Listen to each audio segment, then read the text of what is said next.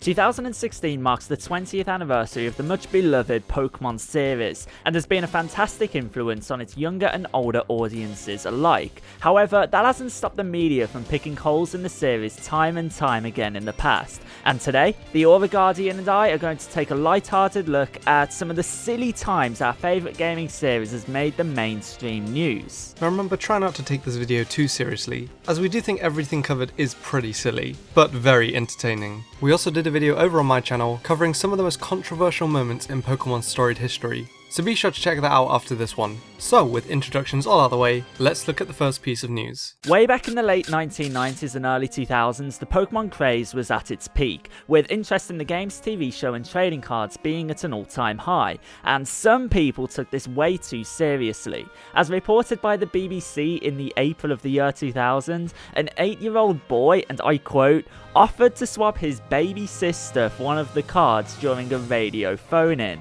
This 8-year-old boy told listeners to this radio station that he would exchange his 10-month-old sister Molly for a rare holographic Vaporeon card. Apparently Pokemon cards had been banned at his school as children had been found swapping them, and the child wanted the Vaporeon card so much he had offered to swap all of his toys, Easter eggs and pocket money. Not gonna lie, I'd have probably swapped my sister for a Charizard card too, but that's besides the point. One angry caller said about the radio station, "I think it's terrible what the station is doing. My son was left crying because he didn't get the card he wanted." The early 2000s were a much different time. A recent bit of controversy earlier this year surrounded the Wii U title Pokémon Tournament, and the character, everyone's favourite fiery chicken, Blaziken.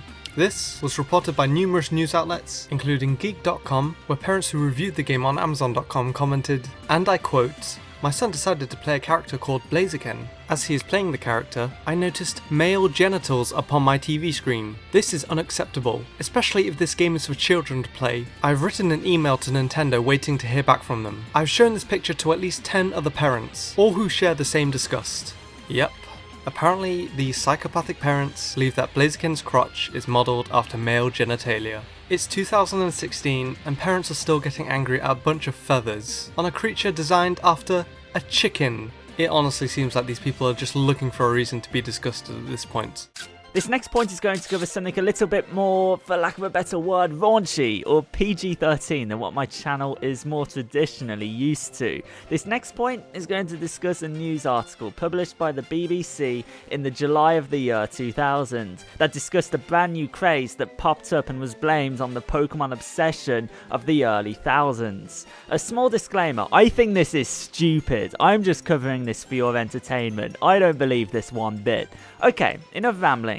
This article states, and I quote, "Children at some London primary schools have invented their own bizarre version of the Pokemon card collecting craze using prostitutes as calling cards. The pupils, some as young as 5, are obtaining the cards from the capital's telephone boxes in order to collect and swap them." You heard that correctly. Children in London, in the UK, were finding the calling cards of prostitutes and trading them like Pokemon cards. And news outlets blamed Pokemon for that. The Pokemon trading card game was immensely popular in the late 90s and early thousands, with children and adults alike collecting every single card. But blaming Pokemon for this? No, that's way too silly. I honestly don't know what I can add to this. Instead of blaming Pokemon, maybe they should have blamed the women leaving these cards in telephone boxes for unaware, naive children to find and collect. It's just stupid.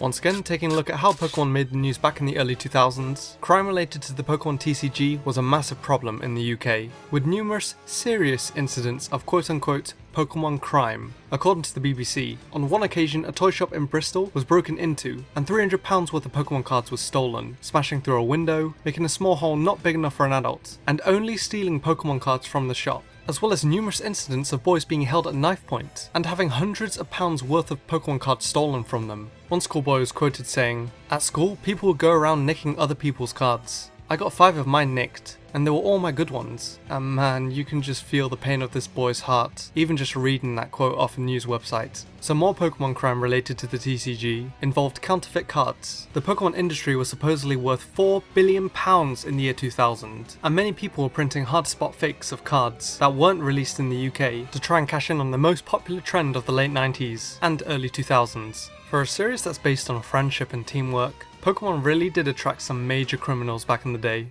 The final point we'll be covering in this video, maybe if you guys really enjoy this video, there will be a part 2, is something that once again happened during Pokemon's infancy. I've covered in previous videos how Pokemon was heavily disliked by fundamentalist Christians and banned in areas such as the Vatican. However, I've never discussed how Pokemon was banned in Saudi Arabia. This article, once again written by the BBC, discusses how Pokemon was banned by Saudi Arabia because they thought Pokemon, and I quote, promoted Zionism. For those of you unaware, Zionism is a movement originally for the re-establishment and is now the development and protection of a Jewish nation in what is now Israel, and involved gambling. The kingdom's senior cleric, Sheikh Abdul Aziz bin Abdullah, protested that most of the cards feature symbols such as crosses, sacred for Christians, and triangles, significant for Freemasons, and he charged that the worldwide phenom of Pokemon launched in Japan in 1996 was a bad influence. A Nintendo spokesman had to defend Pokemon and said that Nintendo did not design the Pokemon items with religious symbols in mind,